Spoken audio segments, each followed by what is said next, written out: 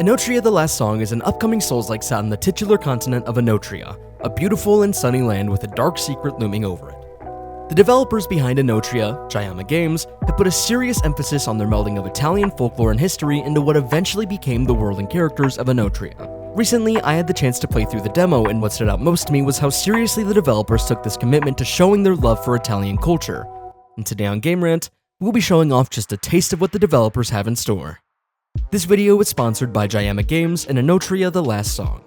Before we can dive into the finer details, it's time for a brief overview of a few key points.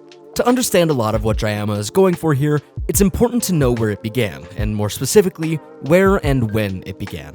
5th century southern Italy, and even more specifically, a tribe of people who inhabited a chunk of southern Italian land.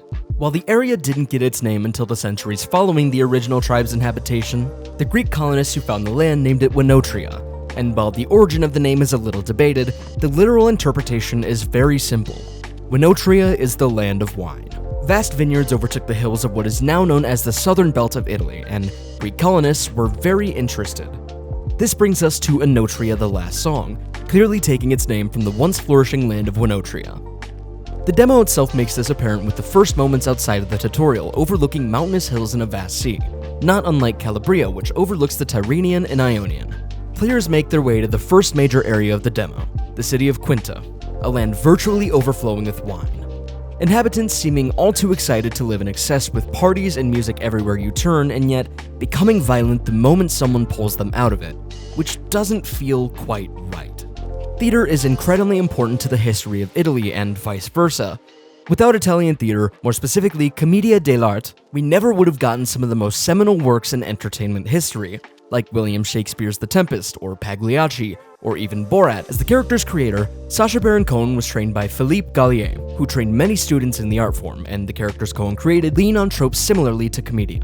Commedia dell'arte is translated to Comedy of Professions, which is an early form of professional theater revolving around character tropes. Jayama Games has named the curse inflicted upon their land of Enotria Canovaccio. Canovaccio is an improvisational scenario in Commedia, in which players would come to the play with only a list of scenes and make up the rest as they go along, much like modern-day improv comedy. Canovaccio specifically was used as a way to avoid censorship, as there was almost no way to regulate entertaining dialogue that hadn't yet been written. Pieces of the play are scattered across Quinta, making the city itself stage to the villain's play. The citizens, the unwilling actors, forced to play a one-dimensional trope-like role, the partier. Not only are these characters part of a play, but it seems the city itself was once home to many acts of its own. Posters can be seen for several plays featuring Commedia characters like the Doctor, a rowdy buffoon who indulges in food and drink, and more notably, Pulcinella, who himself appears to guide the player. A few characters in the game are especially noteworthy, the first of which is the aforementioned Pulcinella. Pulcinella in Commedia is a character known for total absorption of self, conniving and manipulative. He values self-preservation above all else. Pulcinella is a nobody taking on the physical characteristics of one abandoned by society.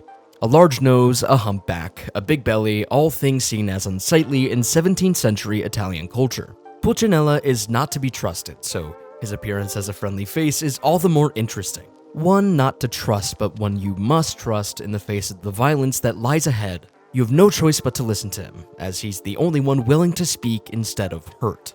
Pulcinella appears throughout the city of Quinta, but his most important resting spot is the final place he's seen in the city. The doors outside the fight against Curtis, the Prince of Laughter. Curtis is based on Italian comedian actor Antonio De Curtis, also known as Toto, a performer from the early 1900s who garnered the nickname El Principe della Risata, or the Prince of Laughter. Toto was, and arguably still is, one of the most important actors in all of Italian history.